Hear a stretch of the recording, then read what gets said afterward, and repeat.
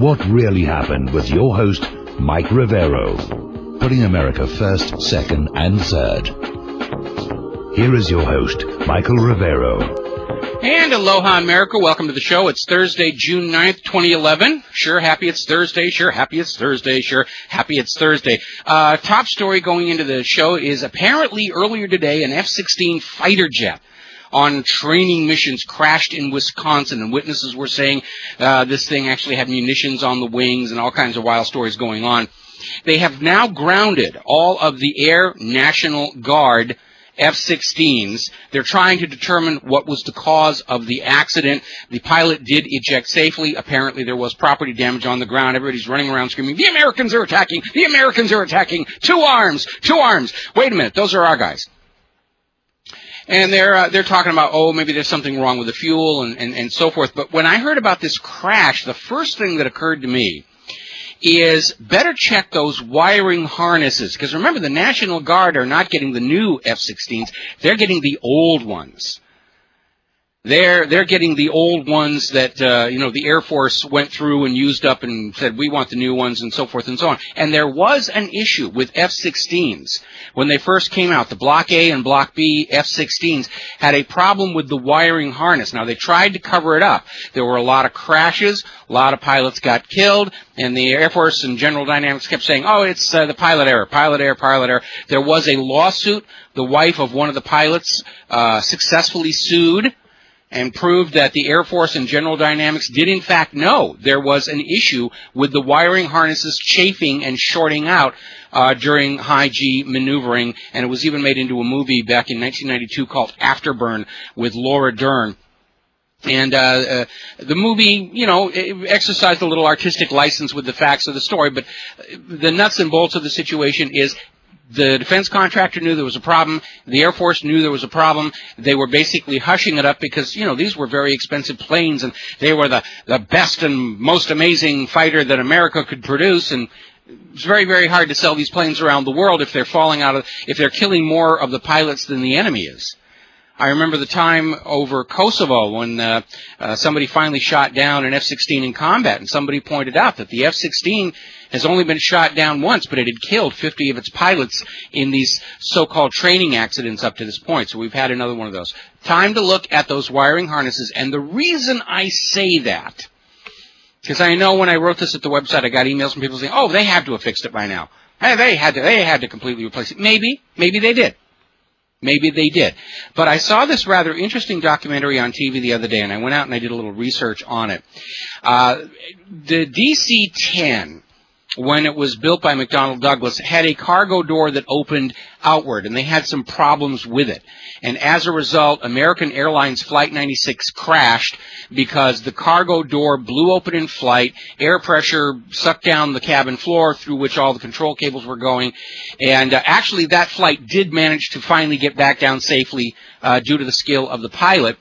And it turned out there was a design problem with this door. And because of politics, the FAA refused to issue an airworthiness directive, which would have been an order saying you will fix this. And as a result, McDonnell Douglas basically they did a couple of cosmetic things, like a little plaque on there saying, please make sure this is locked before you go. And sure enough, 2 years later, Turkish Airlines Flight 981, which had a ground crew that couldn't read the English language sign saying, please make sure that this is locked properly, they had a crash over there. So we know that politics will very often result in safety decisions being postponed or simply abandoned. Gee, where have we heard that before? And so as they start looking into the reason why this F-16 fell out of the sky, better check that wiring harness because that is a known issue early on with the design of the airplane. Now then, as you probably heard on the news, Congressman Weiner is still out there saying, I'm not going to resign. It doesn't affect my job. And yeah, it does. When you behave like this, you set yourself up to be blackmailed by people who will tell you to vote for their interests, and those interests will not be in accord with that of the American people.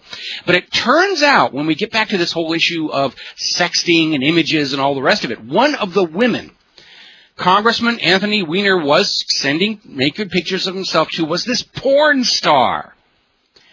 And when asked how it was possible to get involved with someone in such a sleazy business, the porn star said, I don't know, I was slumming. Now, turning to more serious things, and I guess before we go any further, I might as well mention that we do have a call-in number. The phone lines are open right now, 877-342-6673. 877-342-6673.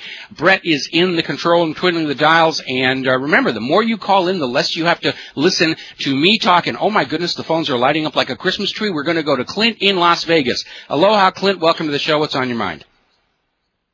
Hi, Mike. I just wanted to congratulate you. I think you might remember, I think it was a month ago, it snowed up here in Nevada. And yes. So I sent you the pictures in from Mount Charleston. And you made the wild-eyed conspiracy theorist prediction that as soon as it got a little bit warm, the bugs would be out again, and the climate change guys. And sure enough, here on AOL's from Huffington Post, I sent you a link. The summers are getting hotter, Stanford scientists say, and about the most irresponsible piece of journalism I've ever seen. I got it in your mailbox now, and it's pretty incredible, Mike. You got to read it, and I'll just leave it at that. And you have a good day. All right, thanks an awful lot. And yes, I'm looking at the article you sent me, and I will post it. What's really amazing is there's another story came out today, and I did post it in order to poke fun at it, where some reporters up there in Minnesota commenting on the fact that, wow, we've got record heat up here. But isn't it amazing we still have snow on the ground left over from last winter? And so you've got snow on the ground left over from last winter, and you're out there pushing record heat, record heat, record heat. And like I was saying yesterday, they're talking about, wow, the temperatures are up there in the 90s. Well, it is June, and when I lived in New England back, many, many years ago when I was a kid, in June, 90-degree temperatures were considered normal. But yeah, they're going to come back and they're going to try and convince you that it's really hotter than it's ever been before, and forget all about the snow and ice and the flood and the rest of it. It's hot and it's dry, and you're all going to die if you don't give us your carbon tax money and do what we, the acolytes of St. Al of the Gore, tell you to do with your life. And obviously with the price of oil going up and with nuclear power on its way out, the government is going to try and solve all of its problems by convincing you to live with less. Go back to, using cow flaps to heat your home. And you really don't need electricity all 24 hours of the day, do you? Let's turn the lights off in the night and you can get romantic. And won't it be nice without TV and radio? You'll talk to your family and get to know them again. And really, we're at that point where the government has absolutely failed to provide the necessities of life for the United States of America, and so their strategy is to convince you to live on less, because it's good for Mother Earth, and it's good for the planet, and it's good for this, and it's good for that. And it is a great deal of nonsense. Now, getting over here to the economy, I want to talk about the economy a little bit, because remember Rivero's rule of the law of the news. If it affects your life, it's news. If it doesn't affect your life, it's not news. It's distraction, it's fluff, it's tabloidism, it's entertainment, but it is not news. News affects your life directly. If you had taken $1 and put it in your pocket 1 year ago today, it would only be worth 79 cents right now. All the money that you have, all the money that you've earned, all the money that you've saved, if you've been able to save anything, is now 21% worth less than it was just a year ago. That is how rapidly the economy is deteriorating because of all this quantitative easing and running the printing presses. It's like we've got Lord Ben Voldemort sitting in his dark, evil palace over there at the Federal Reserve with his magic wand. And every time he turns on that button on the printing press, real value, real purchasing power magically vanishes from your pocket and winds up in the pockets of Ben Bernanke, Ben Voldemort, and all of his friends and cronies and buddies all around the government and Wall Street. And that's exactly what's going on. And over the last year, Lord Ben Voldemort has taken 21 cents of every dollar you thought you had in your pocket. It may still look like it's a whole dollar, but it doesn't spend like it's a whole dollar. It spends like 79 cents. And this is the blackest of black magic out there. Where's Harry Potter when we need him? Actually, he's put on a little age and he's calling himself Ron Paul these days. Now, over in Europe, as you know, they're trying to do bailout this and bailout that, and really bailouts are not going to solve the problem. It looks like somebody's doing something, but it cannot solve the problem because the European Central Bank, like the Federal Reserve, issues all currency as debt, and the debt is accumulating interest. And no matter how much you borrow to fix the economy today, the total debt still exceeds total available money, and the debt continues to grow faster than the available money supply. You are doomed, doomed, doomed. All bailout is doing is, if you describe the economy as a boat with 10 holes in the bottom and only 9 corks, all a bailout is grabbing a cork from one hole and pounding it into another. We got to take a break for commercials. We'll be right back. And aloha, America. Welcome back to the show here. And I was just looking at that article that Clinton Vegas was mentioning. And yeah, it's basically they're cranking up the propaganda. Pay no attention to the record floods from the record snows. Pay no attention to the fact that it was snowing here in Hawaii just a couple of days ago. Pay no attention to all of that stuff. Just trust us. We've got scientists that we have paid to say the world is getting warmer, and it's all your fault. You are all sinners. You're destroying the earth, and the only way you can atone is to give us all of your money and all of your freedoms, and just rely on us to tell you how you should live your lives so that you will not be a curse upon the planet Earth. We're getting to the point here, and I understand that there are people out in the environmental movement who are making life difficult for the real serious, sincere environmentalists, but the environmental wackos, the carbon Nazis, they're starting to sound a lot like the villain in Tom Clancy's book Rainbow Six, where there's this bunch of very rich, very liberal, elitist people who decide they're going to launch a pandemic to wipe out 95% of the human population because really the earth would be just so much better off without all those icky poo humans. Now, I'll be the first one to admit we are suffering population pressures, and we always will because sex is a lot more fun than dying. But if you really believe there are too many human beings on planet Earth, you have the right to walk up to a really tall building and jump off the top. You do not have the right to go out and demand that other people die or other people reduce their population to make the world more comfortable for you based on an arbitrary set of what you think the ideal should be. And this is where it gets kind of interesting, because when they talk about global warming, they're always talking about the world is getting warmer. Relative to what? Relative to the ice age we just came out of? I don't want to go back to an ice age where glaciers are halfway down to New Orleans. This idea that the planet can or should be locked into a particular temperature and property is nonsense. Who gets to decide that? The warmer the world gets, the more food grows abundantly without needing large corporations to do it. There's more land to live on because people can live comfortably further to the north. What is a comfortable, reasonable temperature for people on the equator may not work for people in the extreme northern latitudes. And if it's warm in the northern latitudes to make them comfortable, people at the equator are having a hard time. It is the height of arrogance to say, I know what the earth should be, and I will make it thus. Because that is the unnatural attitude. Climate's always changing. It always has, it always will. It was doing so long before humans came along. It will continue to do so long after humans have shuffled off this mortal coil and been replaced by something that comes along that is far stronger, smarter, and thinks we're really delicious. You cannot stop the climate from changing simply because you cannot stop the sun from fluctuating its energy level, which is the dominant controller of weather and climate here on planet Earth, along with the oscillations in the shape of the Earth's orbit. You're not going to be able to get the Earth to stabilize its temperature until you can slap a rocket onto it and normalize its orbit, stabilize the orbit, because right now it's a little bit unstable. It oscillates from elongated to circular over 100,000-year cycles. And when it's more elongated, because of the rules of Kepler, it'll spend more time on the far part of the orbit than the near part of the orbit, and that's when you get the ice ages.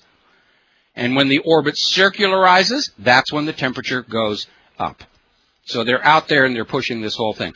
All right, I'm going to take a phone call, then we're going to go back to the economy because I really didn't want to get dragged off of that. Vince in Montana. Aloha, Vince. Welcome to the show. What's on your mind? Hey, aloha, Michael. I want to give you a little information about these floods that are running down the Missouri right now and the record snowpack that's up here in Montana that they're terrified of. Yes. Right now, they're releasing record amounts of water out of the dams on the Missouri River. And the reason they have to do that is because those are all earthen dams. giant mounds of earth blocking up canyons. And Yeah. one thing about an earthen dam is you can never allow water to spill over the top of it. So we had that happen out on Kauai. Yeah. If they overtop, they erode away and they collapse. Amounts down the Missouri River right now, because right now the snowpack, the cold up here is still accumulating snowpack, believe it or not. I mean, even tonight we're going to get snow in the high mountains. Right now I'm reading a report that in Teton National Park they have 725 inches of snow. Wow. That they that is got amazing. this season, and it has not started to melt yet. So they're lowering these reservoirs in anticipation of a record runoff that's just got the potential to blow the dams on the Missouri River if they don't get those reservoirs down. So that's why you're seeing the flooding downstream, is because they know what's coming upstream. And this is all your global warming, don't you know? Yeah, well, the part that is really very angering about all of this is we have seen over the last 3 harsh winters local communities and counties and parishes and states caught completely off guard because they're constantly being told world is getting warmer, snow is a thing of the past. The UK Met Office was saying that just a few years ago. Snow will be something that we'll tell our children about, and they'll have no idea what we're talking about. And now, of course, we've got this record snow. And these local communities are not prepared for it. And here in the United States of America, going all the way back to before Hurricane Katrina, funding to maintain and repair flood control in the United States of America was slashed because the money was being spent on the war in Iraq.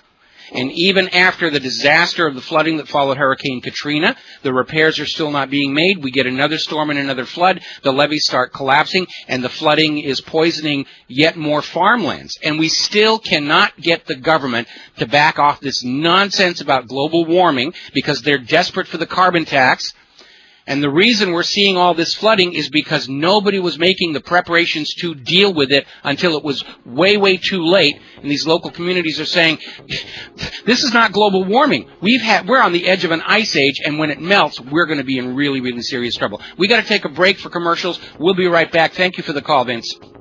And aloha, America. Welcome back to the show here. And, I'm getting more people sending me these stories and photographs. There's still a lot of snow on the North American continent, inside the United States. There's still a lot of snowpack there. It's not melting. When it does, the flooding is just going to get worse. And still, the carbon Nazis are out there saying, oh, yes, it's getting warmer. Trust us, it's getting warmer. We have bought the very best climate scientists in the world to tell you that everything is just getting warmer and it's all your fault. Remember, these are the same people telling you that Fukushima was not going to be Chernobyl, that radiation is good for you, that Saddam had nuclear weapons, that weekends were made from Michelob, and you're really in good hands with Allstate. They lie to you. They lie to you about everything. It's easier to keep a list of when they tell the truth than it is to keep track of the lies. It's like the old cliche. How do you know a politician is lying to you? His lips are moving, or her lips are moving to you. Definitely seems to be the case here. All right, getting back to the economy. We're talking about Europe. We're talking about all this talk about bailouts. Bailouts will not work. Bailouts cannot work. It is a Band-Aid only. The economy under a private central bank issuing a debt-based currency is a boat with 10 holes in it and 9 corks. And all a bailout does is yank a cork from one hole and shove it into another hole in full view of the press cameras, with the person doing the pounding on the cork saying, I'm solving the problem. Look at me, I'm working really hard to solve the problem. How come my feet are still wet? Now, over in Germany, the German Federal Constitutional Court is now seeking legal action against the coming Greek bailout because they're saying the action is unconstitutional and how the measure is not compatible with basic law of the European Union and Germany. Germany is tired of having their wealth and their productivity looted to prop up other countries. They're tired of this whole thing of, this European Union means robbing the rich to give to the poor. And if you're poor, that's a really good idea. But remember, these people are not poor in the sense of not willing to work hard. They have been driven into poverty by the private central banks. If you choose to live on less, that's austerity. When you're forced to live on less, that's poverty. Most of the poverty, most of what we perceive as being poor is being in debt, and the debt is an illusion. It is a manufactured construct that you are all brainwashed to believe in. And it's no more real than rule by divine right or chattel ownership of humans. It's just another way of brainwashing you into an obligation so that you will spend your lives in servitude and obedience to the bankers. That's all it is. It's just another way of tricking you into obedience. And all these nations that we say are poor only because of bookkeeping tricks. When we talk about the United States government being, let's just pick a number out of the air, $14 trillion in debt. That $14 trillion is a bookkeeping entry. It never really existed. That money never existed. It is this compound interest thing. And in an age where banks were sort of off to one side and you could choose whether or not to do business with them, interest and compound interest was something that we could survive and the economy could tolerate. But when you have a bank that is issuing all of the currency of the country as a unit of debt, as a loan, either to private citizens or businesses or the government, then the economy cannot survive the burden of compound interest, and it must eventually collapse, which is what's happening now. And the problem we have is the money junkies can't let go.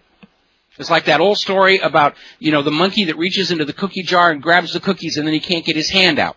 And he won't let go of the cookies, and so he's trapped, and he winds up being eaten. I don't want to eat the bankers, by the way, even though they taste like chicken. And they're very tender, by the way. Drawing and quartering, on the other hand, I want to negotiate for the pay-per-view rights for that situation.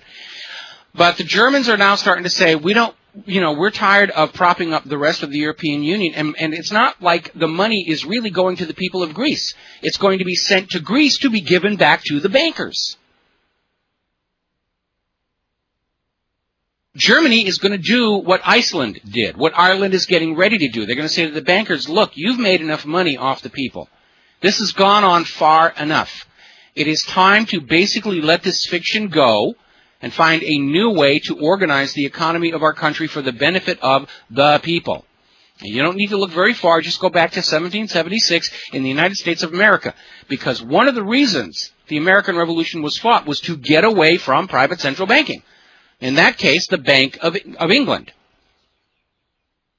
And as soon as we had broken free of the slavery of a private central bank, the bankers came in here and tried to get it put back in here. War of 1812 was motivated in large part by a desire to force the American colonies back into the enslavement of a private central bank. Then we had the first Bank of the United States. That almost destroyed the nation. Then we had the second Bank of the United States. That almost destroyed the nation. And now we've got the Federal Reserve approaching its 100th anniversary. And look at the nation as we're the most productive technological nation. And we've got more taxes than any other country, and yet somehow we're still, amazingly enough, incredibly deeply in debt. Why? Because of bookkeeping tricks. It's an illusion to convince you that you have an obligation to pay money to the bank that never, ever existed in the first place. That's the trap. Most Americans are honorable people. We will pay our bills. We will pay our obligations. We'll pay taxes we know happen to be illegal, as long as we are allowed to have the jobs and the means to earn the money to pay the bills. But the money junkies, they want to take the money in and they don't want to let it back out. Remember when that TARP went through and they said direct capital injections, we're going to give the banks money so they can loan it out to people? And the banks didn't even do that. That was my definition of bailout. My definition of TARP, taking several $1 trillion from the American people and giving it to the banks so the banks could loan it back to the American people at interest. What kind of a brain-dead idea was that? And the banks didn't even go along with that. They just took the money, wrote themselves bonuses, and said, are we not clever? Money junkies gone wild here. So Germany is getting ready to basically say, we're not going to support the bailout of Greece. When Greece defaults, the repercussions are going to be intense, and the reason is the European Central Bank is already saying they're on the verge of being bankrupted by all these bailouts. Of course they are, Because all a bailout is, it's another loan that drives up the accumulated debt, and the money goes out and comes back into the bankers' pockets to pay off older debt. But it's the amount of total aggregate debt continues to exceed total aggregate money supply. There's no way to reverse that. It's designed that way. So now they're saying they're leveraged out so far that if the assets of Europe fell by just 4% of their value, the entire capital base of the European Central Bank would be wiped out. Gone. Poof. Disappeared. So when Greece defaults, which is looking inevitable, it's going to start coming apart there. And it doesn't have to happen. If we had an Andrew Jackson or an Abraham Lincoln or a John F. Kennedy today, this thing could be stopped. But the money junkies are in control, and like a heroin addict or a cocaine addict, they cannot see their addiction. We're going to take a break. We'll be right back. We will not go down in the night without a fight. You can burn up our mosques and our homes and our schools, but our spirit will never die.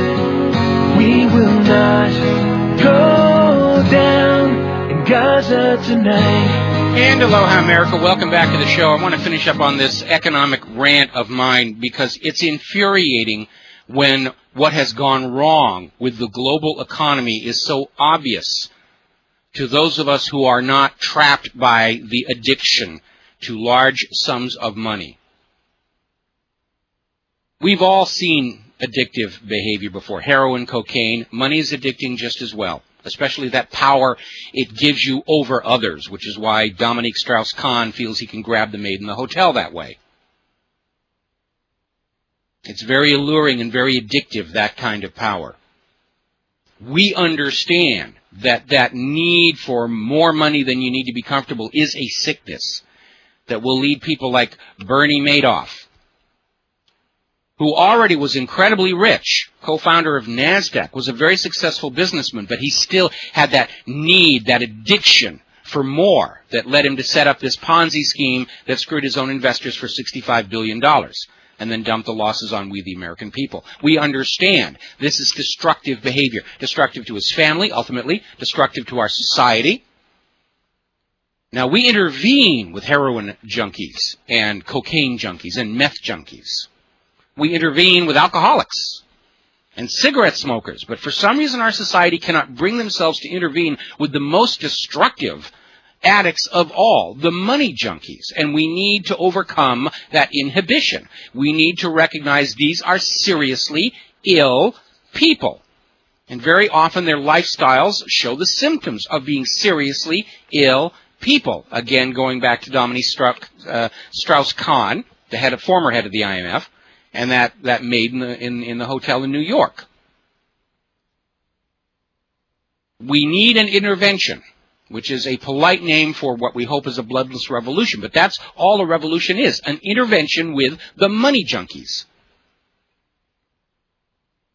Now, the U.S., in its expression of support for the European Union and its extreme generosity, is talking about coming in and helping out with the bailout of Greece. How's the U.S. government going to bail out Greece? They're going to borrow more money. They're borrowing new money to make the payments on the old money. It's like when you have a credit card bill that comes in, you don't have the money for it, so you put it on another credit card. And you keep on going until you run out of credit cards. That's what the U.S. government is doing, in the hope that there's always going to be somebody else willing to loan them another few $1 trillion to kite them forward a little bit. But you and I, who live in the real world, understand you cannot borrow your way out of debt.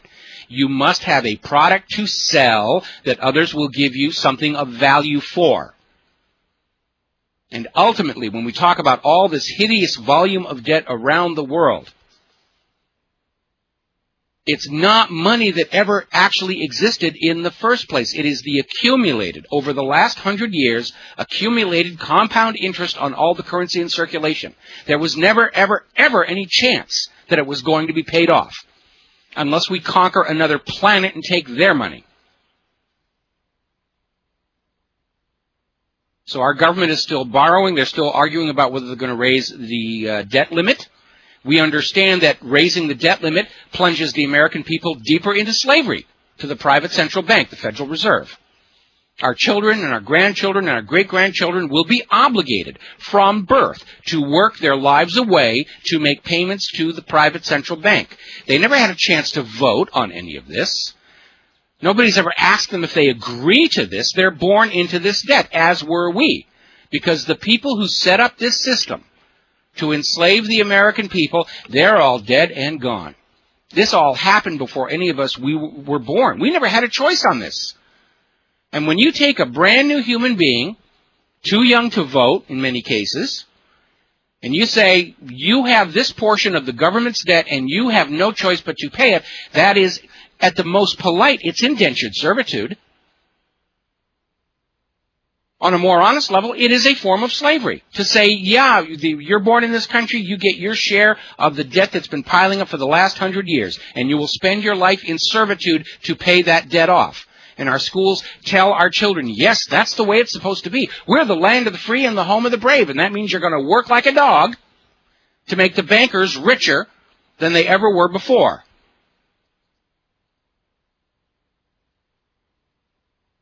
Now, the European rating agency FARI has lowered the credit rating for the United States from AAA to AA. May not sound like it's that big a deal, but it's a warning shot. Fitch is warning that they may lower the rating on U.S. Treasury bonds to junk.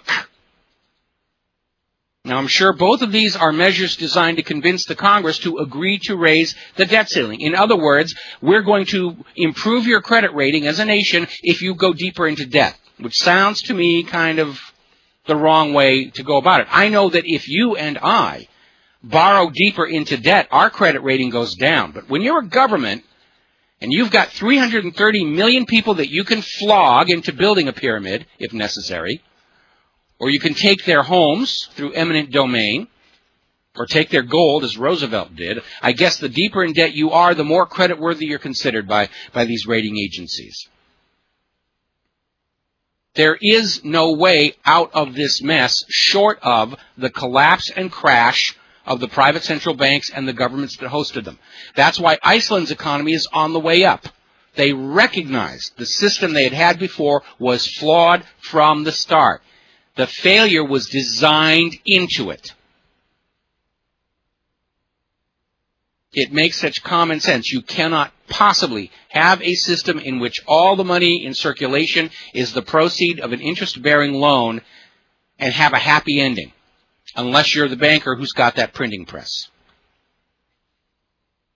All right, I spent more time on the economy than I meant to, and I know I go over this over and over again, but it is so important for people to understand. If you're struggling to keep food on the table, if you're struggling to keep clothes on your kids, if you're struggling to keep your home or keep your business, you did not do anything wrong. This was done to you by a mechanism of economic enslavement that was voted into existence before you were even alive, and you were never, ever given a choice whether you wanted to participate in this scam or not. You were born into servitude. Cry freedom. All right, over in Yemen, the United States is intensifying a secret campaign of Yemen airstrikes. Well, it's not very secret, obviously. What they're doing is with the power vacuum that has now grown up inside Yemen, the United States is going to go in and bomb everybody and then put in a new puppet government. Same pattern they've been doing all over the place.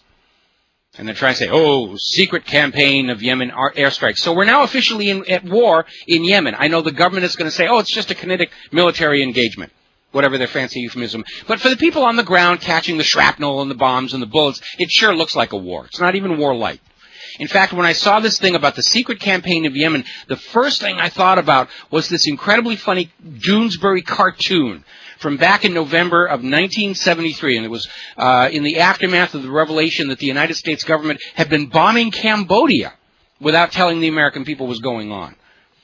And so this whole thing, this Doonesbury comic strip, and this museum has been destroyed, and our character Fred says, was it the secret bombings? And the guy says, heck, there's no secret about it. We all saw it. We knew it. I said, look, Martha, here come the bombs. And Martha says, yeah, he did. It's not a secret bombing campaign. The people getting hit with the bombs know what's going on. And they know it's the United States of America because the shrapnel all says made in the USA. Or it's got the stamp saying the USA bought it from some other company in somewhere around the world and loaded it onto the cargo ship. We're now in war with Yemen. And it doesn't matter what the overt reasons for it are, it is another war. And it looks like the U.S. is going to start escalating in Syria as well. How many places do we have to invade before it's a world war? Personally, I think we're already there. I think future history is going to look back and say this world war was already underway at the start of the 21st century. Now, do you remember the Kuwaiti nurse and her story of stolen incubators that helped motivate the American people to support the war in Iraq, Desert Storm? And it turned out to be a complete lie, complete hoax. She wasn't a nurse. She was the daughter of the Kuwaiti ambassador, and the whole thing was thought up by Hill and Knowlton Public Relations. And if you don't know this yet, public relations is a fancy name for we will lie to the American people for a large enough paycheck. And we do really good lying, and we charge a lot of money for it. So over the last couple of weeks, we've been hearing about this supposed gay girl blogger in Syria. Now, Syria is a nation that does not have much tolerance for homosexuality. And so there was this gay girl blogger, Amina Araf, in Syria. And she was being oppressed, and she was being abused, and she was blogging about all the terrible things the government of Syria was doing to the people, and she was getting a lot of coverage here. And it finally ended up where, she has been grabbed and taken away to wherever it is they take the gay people away in Syria, and trying to basically inflame people. Oh, the poor little girl, she's helpless, and she's trying to be brave, and the evil Syrian government is abusing her. And now it turns out it's another fraud. Because they ran a story in the media about how this girl was arrested by the Syrian authorities, and they put up a picture of this Amina Araf, and it was recognized as being another person entirely. And so everybody's gone back, and they've been looking at all these stories and all this blogging internet feed, and they're beginning to realize this was another fraud. Just like the nurse with the stolen incubators, this gay girl blogger in Syria, it's a hoax. It's a fraud to enrage you, to grab you by your beliefs and your passions and say, yes, we need to go in there and we need to clobber yet another one of the people that Israel does not like. You're being used. You're being propagandized. Fool me once. And you know what's amazing? You all ought to feel insulted that the U.S. government and these public relations firms really do think you are stupid enough to fall for this stuff. Because certainly in recent years, their batting average has not been all that good. But their motto seems to be, if at first you can't succeed, lie, lie again. To which I would add the addendum, then quit, because you're starting to look really, really foolish. And it is insulting. It's insulting to the American. It's a sign of disrespect. If, the government demands that we respect them, but they have to respect us back, and when they lie to us, they're not respecting us. So that's the attitude the government has toward you. We're going to take a break for some commercials and the news. We'll be back with hour number 2 here in just a few minutes. And aloha, America. Welcome back to the second hour of our show today. We're going to go right to the phones. Ralph in Florida. Aloha, Ralph. Welcome to the show. What's on your mind? Mike, I tell you, we've talked before, and this seems that everything just keeps getting worse and worse, and, we're going down this dreadful spiral, and there's just nothing else I don't think that we could do anymore.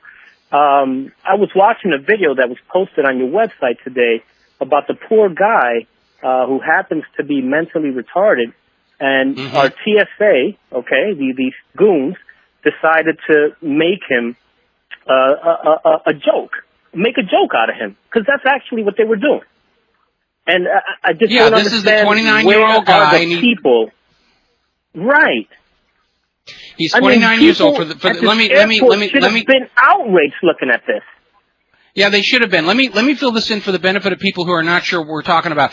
The story is a 29-year-old man was traveling with his parents. He is mentally challenged. He's actually operating on the level of a 2-year-old, and he had like a plastic toy hammer with him, which is just something he carries for emotional security, like Linus's blue blanket. And the TSA pulled him out of the line for special treatment, and they wound up basically saying, you have to throw the hammer away, because this little plastic toy hammer could be used as a weapon on board the airplane. I mean, that is exactly the rationale that the TSA had for just really psychologically abusing this guy. It's like high school football teams. They see the ugly kid or the challenged kid, and they just like the instinct, the vulture. They got to come in and harass and to prove them that they're really superior by just beating up on this poor kid with serious problems. As Ron Whitewood said, that makes you a real manly man. And you're right. I think the people around the airport would have been very furious, or should have been very furious about this. And I know we're reaching the breaking point where we're going to start seeing riots at the airport where the TSA just gets completely out of hand. They have gone too far. They are the front face of the dictatorship that has come to roost in this country. Now, the TSA has announced they're getting tired of all these videos getting onto YouTube showing the TSA being total jerks. So rather than stop being jerks, because to the TSA being a jerk is a divine right, they're going to try and get a law passed that will make it a crime to take pictures or videos at the gates. Now they'll tell you it's not allowed because it's a damage or a threat to the security situation, but they want an actual law which would allow them to confiscate cameras or smash cell phones the way the police in Miami are doing. Because they want to go on grabbing your wives and your daughters, and they want to go on looting your luggage for your personal electronics. They just want a law that protects them from being caught and exposed to the rest of the traveling public. That's right. That's right. I mean, you know what, Mike? This is really it. This is really it. You've been talking about it. Other radio show hosts have been talking about it, for the past 10, 15 years, where we were going, and it's actually here. And I can't believe that here we are in the United States of America witnessing what Nazi Germany went through, what the Soviet Union went through, what all these other totalitarian governments had imposed on their people. We're living this now. Yes, we are. See, we I always absolutely thought, are. as being red-blooded Americans, that there's no way in hell that we would ever succumb to this. No way in hell. But yet, it's happening right before my eyes. And every day I get sick of everything that I read, of everything that I'm witnessing, and still the people decide to just walk like lambs, like, well, they're doing it for our security. Oh, but they're doing it, for this reason. It's a bunch of bull. When are you going to wake up and say enough is enough? I mean, everything that Hitler did to the German people was because of security, to keep them safe from whoever did the attack on the Gleiwitz radio transmitters and whoever burned down the Reichstag, and we've got to keep you safe. And the way we keep you safe is we keep an eye on every one of you. And they do this whole Gestapo and SS thing. And it's like they're, the U.S. government is using, Dictatorships for Dummies, authored by Adolf Hitler, because they're using all the same tricks, and it is rather amazing that they all seem to be working to such an extent. Of course, in this case, we understand there are things like fluoride in the tap water, which kind of dulls your brain down just a little tiny bit. And, when we see the anger and outrage in countries like Egypt, where the wealth inequality is nowhere near as bad as it is here in the United States of America, and the Egyptians are wondering, we always thought Americans were these revolutionary people who were going to stand up for freedom and justice. And the rest of the world is pretty much laughing at us now because they see us as a bunch of pussies. I know that. I know that. They must think that we're the biggest bunch of idiots, walking on the face of this earth because, for so much that we talk about, how much bravado we have and how much, we're Americans. We're laying down, we're laying down, and absolutely, again, we're horrible hypocrites. We're horrible hypocrites because we talk about human rights in other countries, and we won't stand up for human rights here in our own country. Yeah. Yeah. Okay. Thank you, Mike. Thanks for letting me vent. You got it. It was a good vent. Thank you very much for the phone call. We're going to let you go here.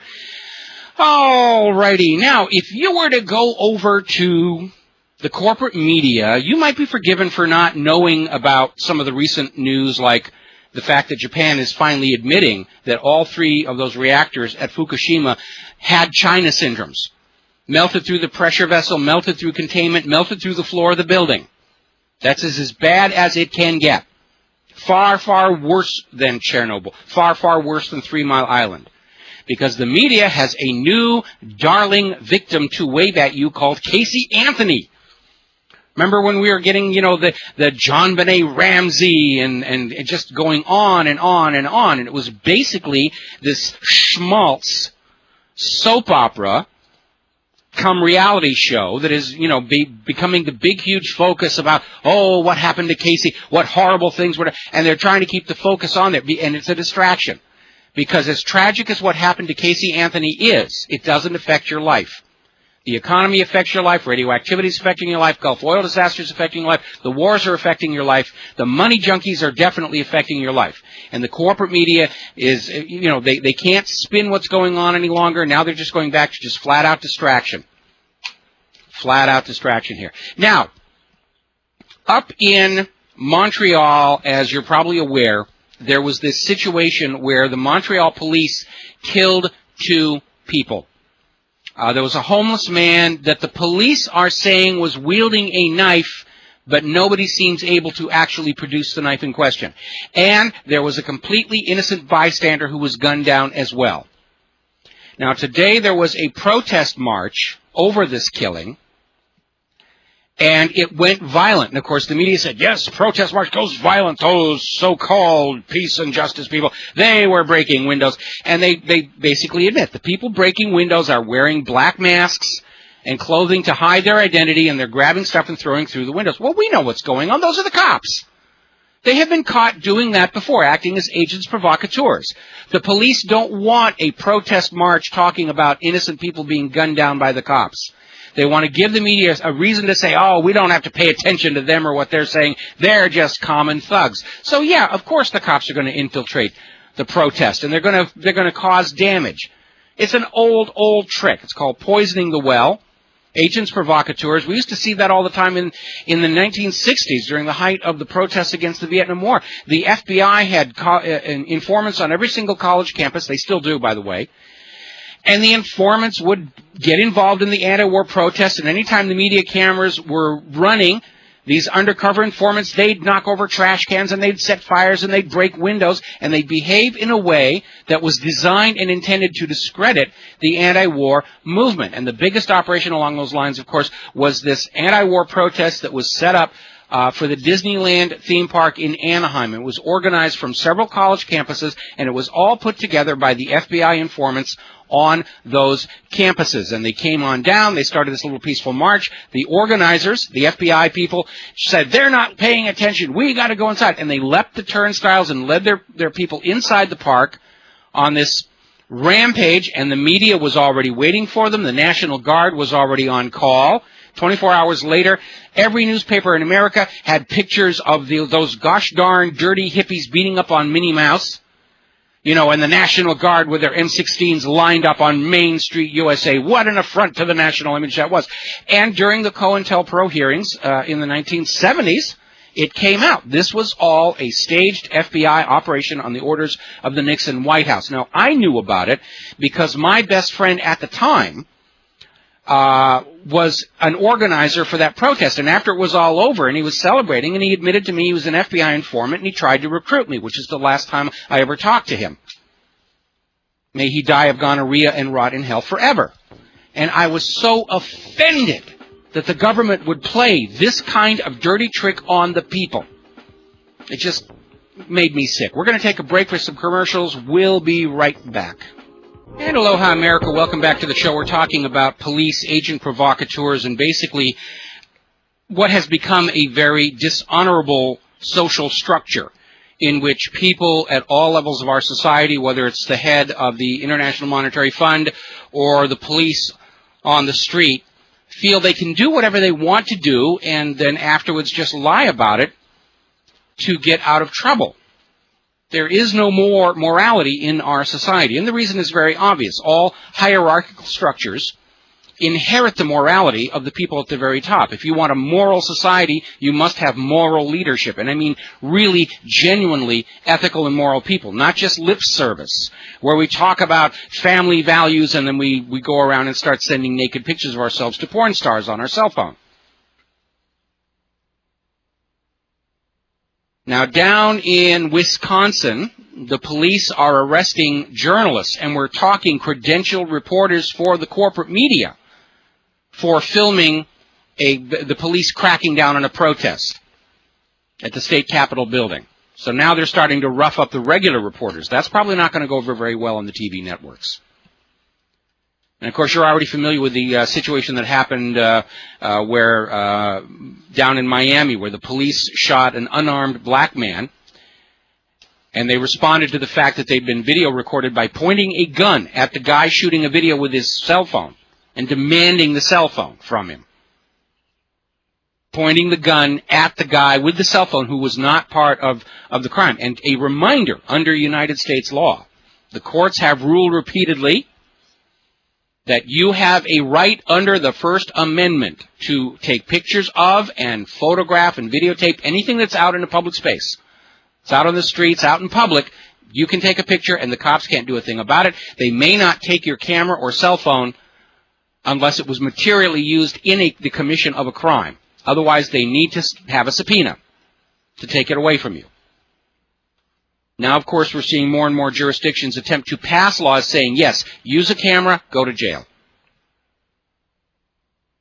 I remember right after the Rodney King scandal broke, there was a joke bumper sticker going around Los Angeles saying, support your local police, smash a camcorder.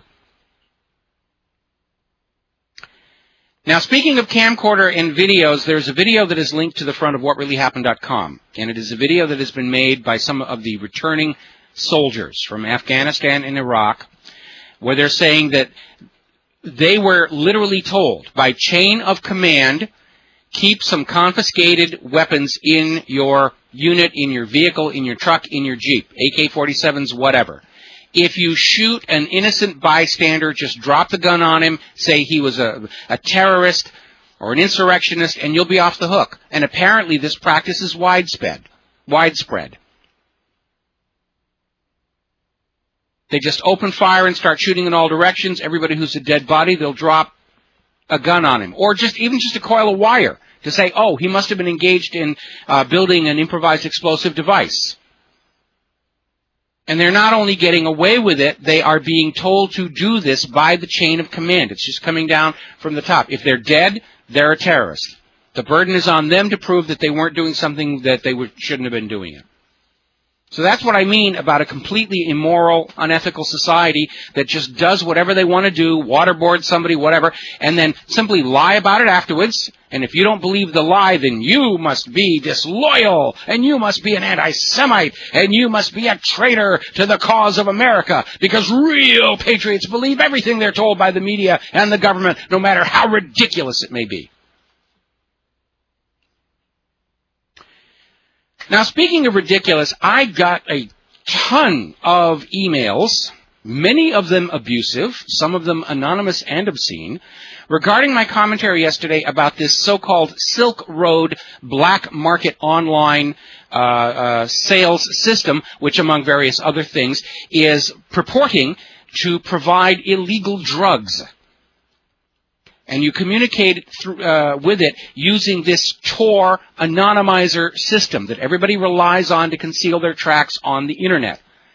And I said, I'm beginning to have a problem with this thing, because I know from my own experiences where the U.S. Customs confiscated a green laser pointer from me that was coming in from China, that mail and packages, when they come into the United States, when they cross that little from international to national space, whether it's at the airport, the shipping terminal, or at the borders, it is inspected. It's x-rayed, it's scanned, it's sniffed, it's whatever.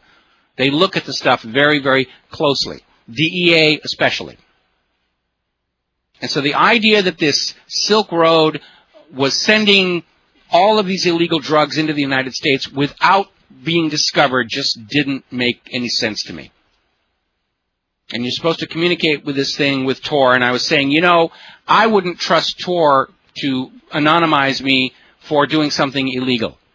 Maybe use it to go out and look at bikini pictures or something. Yeah, maybe I could see that. But if I was really going to do something that could wind up in jail, I don't know where Tor came from. I don't know who wrote it. It's supposed to be this multi-level onion anonymizing system that everybody thinks is really great. But you cannot really know. Unless you look at the source code and compile it yourself, you cannot really know whether it is what it purports to be or if in point of fact it's designed to lure people in to use it and then keep a record of everyone who uses it and everywhere they ultimately go. So today I get sent this article, including instructions for verifying this for yourself on a Linux system. It turns out Tor was written by the United States Navy. It was written by these two guys, Paul Syverson and Bruce Montrose. They are programmers, or were programmers, for the United States Navy's Research Institute. This thing was created by the United States government. And they simply put it out there and say, see, here's a free little thing that you can use to surf the net anonymously. I guess on the assumption that anybody who's engaged in terroristic activity is going to use this thing to conceal their tracks. And for all we know, it is reporting everything that it does and everybody who uses it right to the FBI. We'll be right back after these commercials. And aloha, America. Welcome back to the show. Now, over in Great Britain, the Attorney General has once again blocked a full inquest into the death of Dr. David Kelly. Now, Dr. David Kelly was one of the men who came forward and basically called into doubt the accuracy and honesty of a lot of the documents that were used to justify the war in Iraq, the so-called dodgy dossier. And, of course, it was then followed up by the Downing Street memo, which confirmed that the propaganda was being engineered to sell this idea of war to the British people and the American people. And after he testified, and he was through all of the problems, all of a sudden he was found dead out in an area where he liked to take long walks. And he had slashes on both wrists, which, if you think about it, is not something you can do to yourself. Because if you do one and you succeed, that hand is now paralyzed and you can't do the other. There were all kinds of oddities that made it look like this was a murder, made to look like a suicide, and ever since then, the government of Great Britain has simply blocked and blocked and stalled and stalled and stalled. And finally, a group of doctors who are experts in pathology and the crime scene, dead bodies and everything, basically said, we must have an inquest, and if we don't, we're going to seek a judicial review in the court system. And so we're basically saying the government of Great Britain obviously has something to hide here, and they're continuing to block it. Because Dr. David Kelly very clearly, very obviously was an assassination to silence somebody who had information that would compromise the British government of Tony Blair. Not that he didn't wind up compromising himself anyway with that Downing Street memo. But you need to all remember, we were lied into the war in Iraq. There were no weapons of mass destruction. There were no germs. There was no gas. The photos of what we were told were portable biological weapons laboratory were hydrogen generators for weather balloons. And everybody knew that's what they were because Britain sold them to Iraq. It's not like these were built there and nobody had any idea what they really were. These are commercially available systems for weather balloons sold by Great Britain to Iraq. And they take pictures of them and they say, we can tell everybody these are portable biological weapons labs. Even though anybody who understands the necessities of handling level 4 biological agents understood that whatever this machine was, it wasn't designed to do that. Just lie upon lie upon lie. And they just keep on lying, mostly because they can't start telling the truth at this point. We're at a time in the history of the world where the Internet and the blogs are fundamentally changing the way information flows through society. And the old propaganda games just won't work anymore. Stuff that worked perfectly in the 1950s and 1960s won't work anymore. those new young nations that are able to adapt to that new reality of not being able to lie to their people to such an extent will do just fine. And those old empires, like the United States of America and even Great Britain, are going to go the way of the Soviet Union because they're trapped by the accumulated baggage of decades of mendacity against their own people. Now, speaking of mendacity against the people, and I know I keep coming back to this, but I'm going to hit this one pretty hard. Japan finally turned in their official report to the International Atomic Energy Agency of the United Nations. And this report confirms what we have been saying here in the alternative media all along. Reactors 1, 2, and 3 at Fukushima burned through their pressure vessels that first day after the quake. They melted through containment, and they burned through and into the floor and foundation of the buildings themselves, presumably down in the ground somewhere. Now, China syndrome, times 3. What did the American media tell you? It's not going to be Chernobyl. It's no big deal. Don't think about it. Go back to buying stocks. We got that from Jim Cramer. Then we had Ann Coulter saying, radiation's actually good for you. No, it isn't.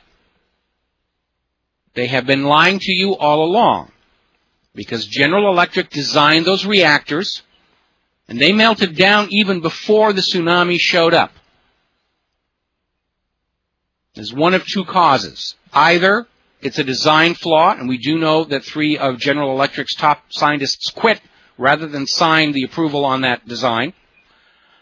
It may have also been that the Stuxnet computer virus that was designed by Israel and the United States to destroy Iran's new nuclear power station may have been a factor. If Japan's reactors are using the same Siemens digital controllers, and we documented that Stuxnet was in Japan in the area of the Fukushima power station last November.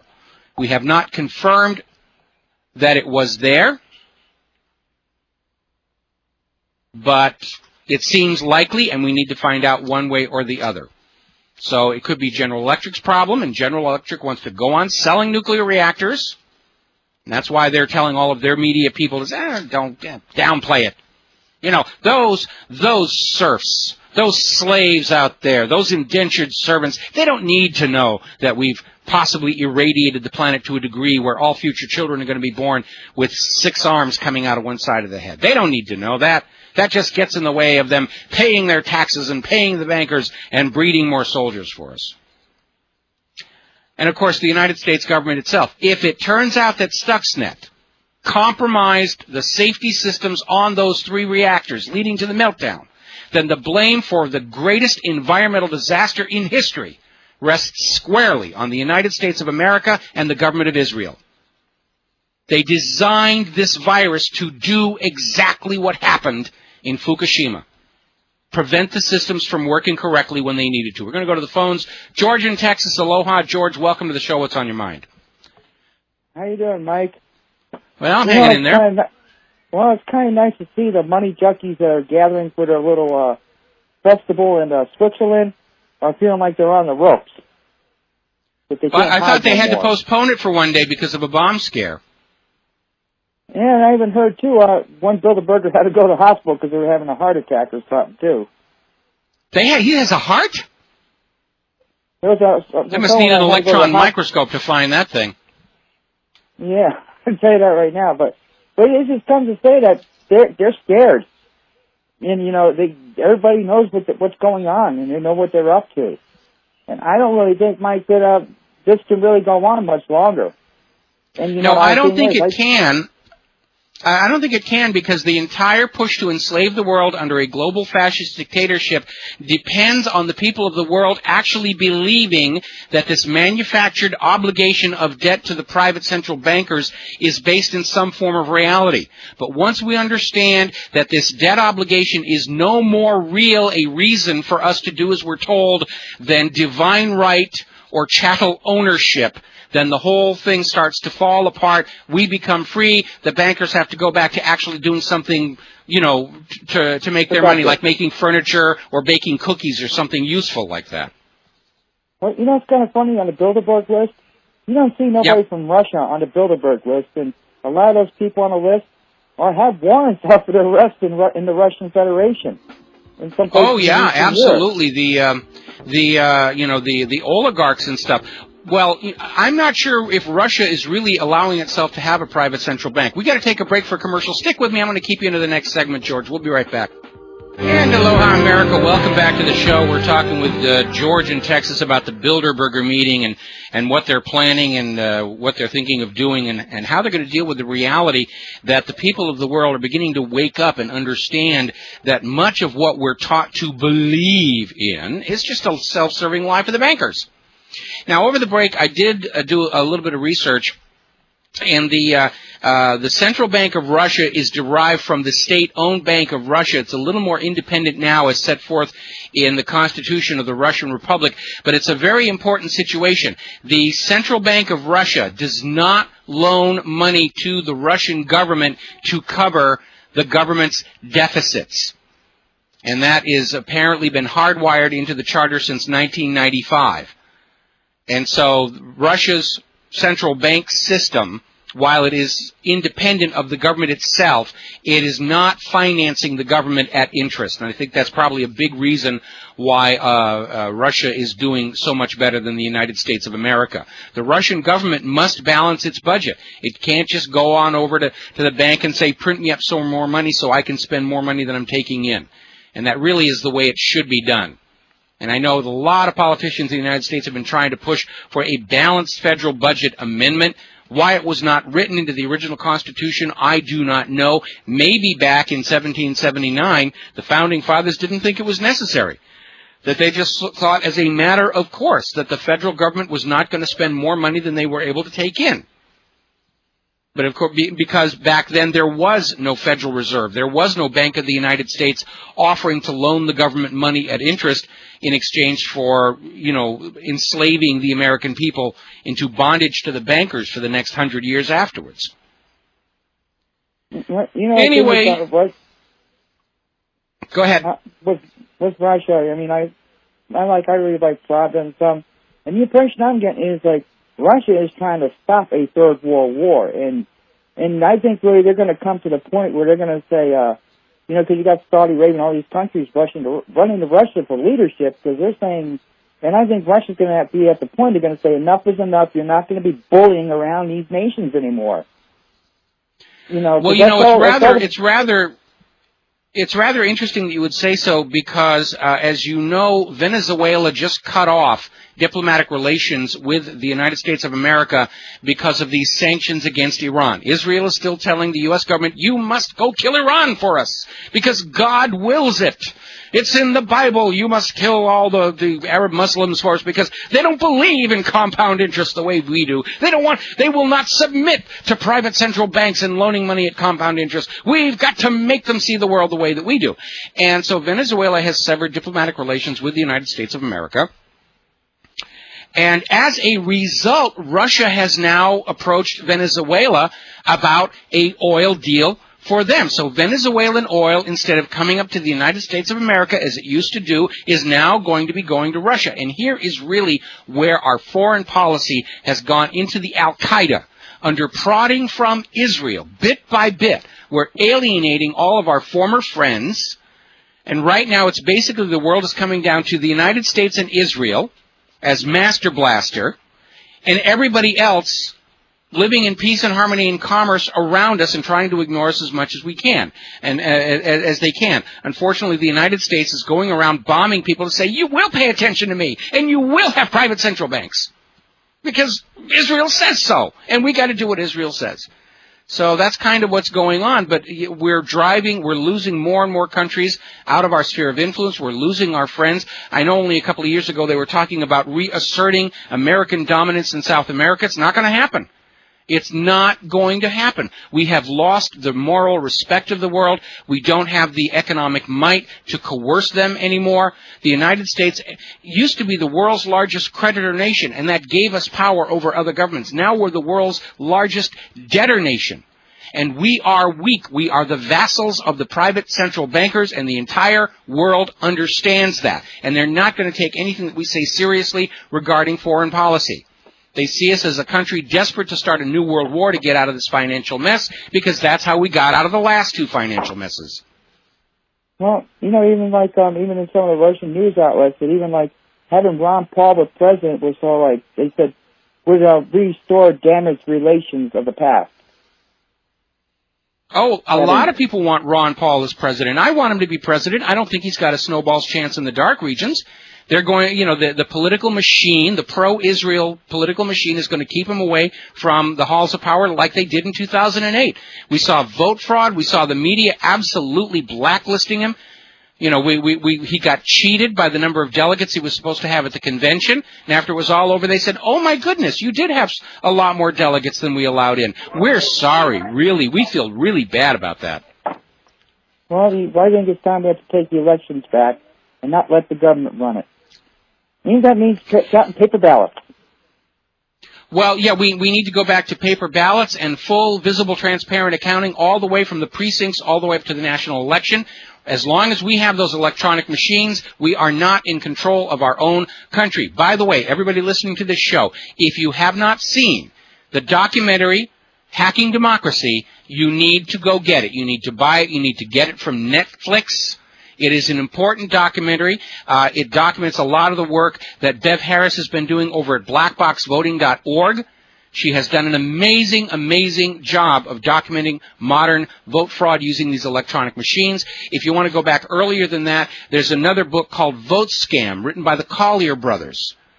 And they were talking about vote fraud as it was being carried out during the Clinton administration.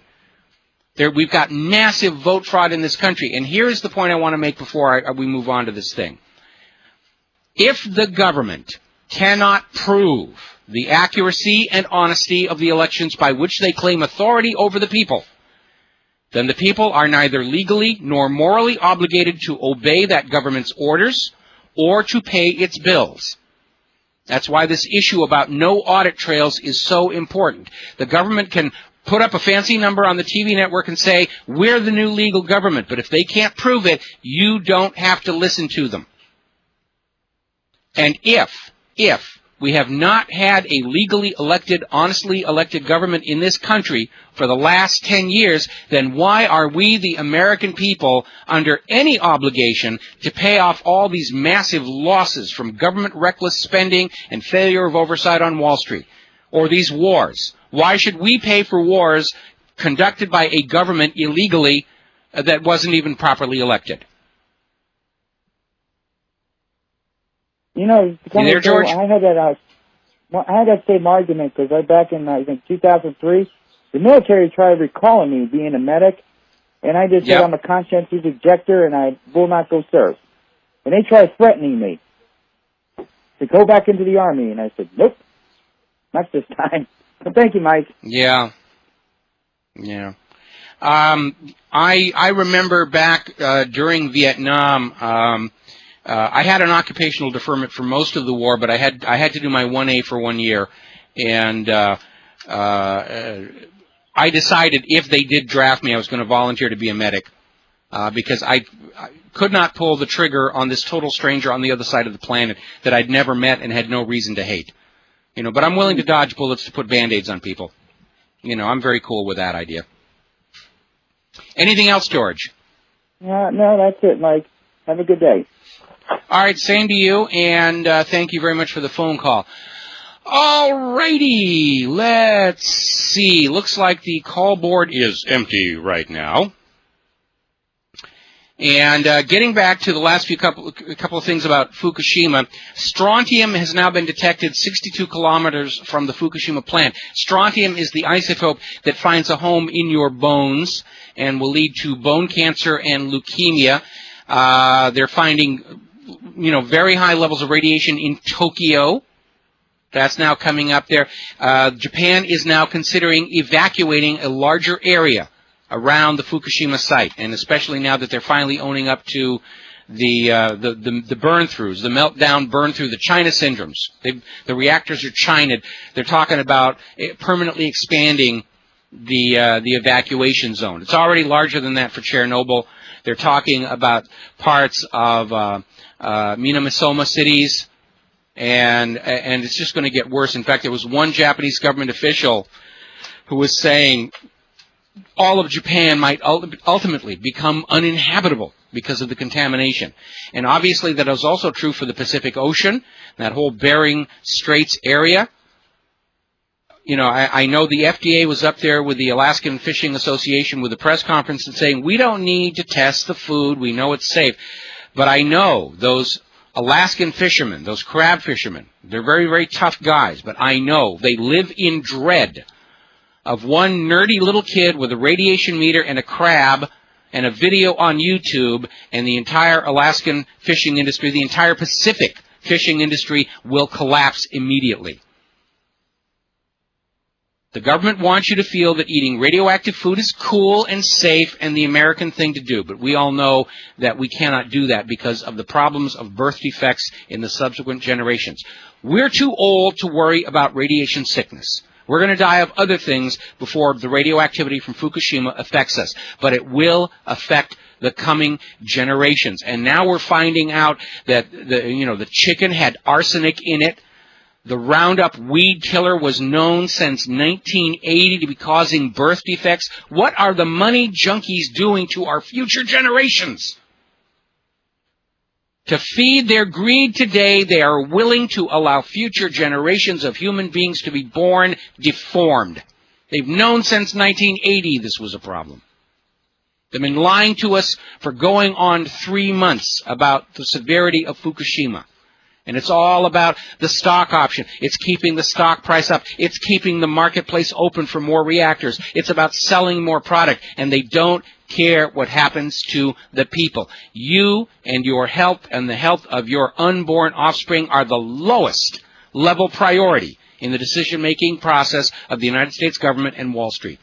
And you've got to recognize that. Like I said earlier in the show, the fact that they lie to you so much is proof they have no respect for you at all. You cannot claim to respect somebody at the same time you're lying to them. So that's it for our show today. We're going to wind up here. We'll be back tomorrow here on the Rents Radio Network, talking about all kinds of stuff. It'll be Friday, end of the week wrap-up and everything like that. So, have a good evening. Stay safe, stay well, stay angry, stay skeptical, hug your loved ones, and aloha, America.